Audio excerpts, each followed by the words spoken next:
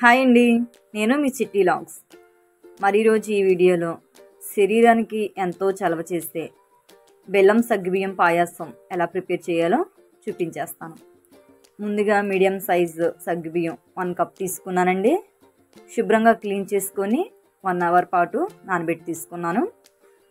ఆ తర్వాత stove on చేసి కడాయి పెట్టి ఫుల్గా 1 గ్లాస్ వాటర్ వేసుకొని వాటర్ని హీట్ చేసుకుందామండి. ఈ వాటర్ తెరల కాగించుకునే వరకు మనం హీట్ చేసుకోవాలి. ఆ తర్వాత మనం ముందుగా నానబెట్టుకున్న సగ్గుబియ్యాన్ని కూడా వేసుకొని ఒక 5-10 మినిట్స్ మనం ఉడికించుకుందాము. మనం ఈ సగ్గుబియ్యాన్ని ముందుగా నానబెట్టి తీసుకున్నాం కాబట్టి త్వరగానే ఉడికిపోతుందండి.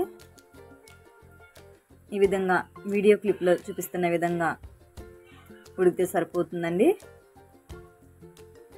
ఆ తర్వాత మనం ఏ కప్తో అయితే సగ్గుబియ్యం తీసుకున్నామో అదే కప్తో తురిమి పెట్టుకున్న బెల్లాన్ని యాడ్ చేద్దామండి. స్వీట్నెస్కి సరిపోయినంత బెల్లం మీరు కూడా అడ్జస్ట్ చేసుకుని వేసుకోవచ్చు. కొంచెం స్వీట్ ఎక్కువ తినేవాళ్ళు ఇంకో 1/2 కప్పు బెల్లం వేసుకోవచ్చండి. ఆ తర్వాత 2-3 ఇలాచీలను వేసుకొని పాలను కూడా యాడ్ చేసుకుందామండి. ఈ పాలు మనం డైరెక్ట్ వేయొద్దండి, గోరువెచ్చగా మనం హీట్ చేసుకున్న పాలని వేసుకుందాము. లేదంటే బెల్లం వేసాం కాబట్టి పాలు అనేది విరిగే ఛాన్స్ అనేది ఉంటుంది.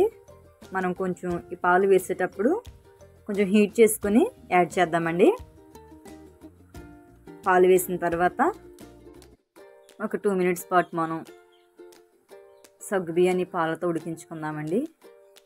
సగ్గుబియ్యాన్ని పాలతో ఉడికించుకుంటే టేస్ట్ అనేది బాగుంటుంది. ఒక 2 మినిట్స్ పాటు ఉడికించేసుకుందాము. ఇలా వీడియో క్లిప్లో చూపించిన విధంగా ఉడికించుకుంటే సరిపోతుందండి. ఆ తర్వాత ముందుగా మనం ఫ్రై చేసి పెట్టుకున్న డ్రై ఫ్రూట్స్ని కూడా వేసేసుకుందాము. డ్రై ఫ్రూట్స్ని వేసిన తర్వాత 1 మినిట్ మనం అలా కుక్ చేసుకొని సర్వ్ చేసుకోవడమే, అంతేనండి. ఎంతో శరీరానికి చలవ చేసే సగ్గుబియ్యం బెల్లం పాయసం రెడీ. ఒకసారి మీరు కూడా ఇంట్లో ట్రై చేయండి. ఎలా వచ్చిందో నాకు కమెంట్ సెక్షన్లో కమెంట్ పెట్టండి.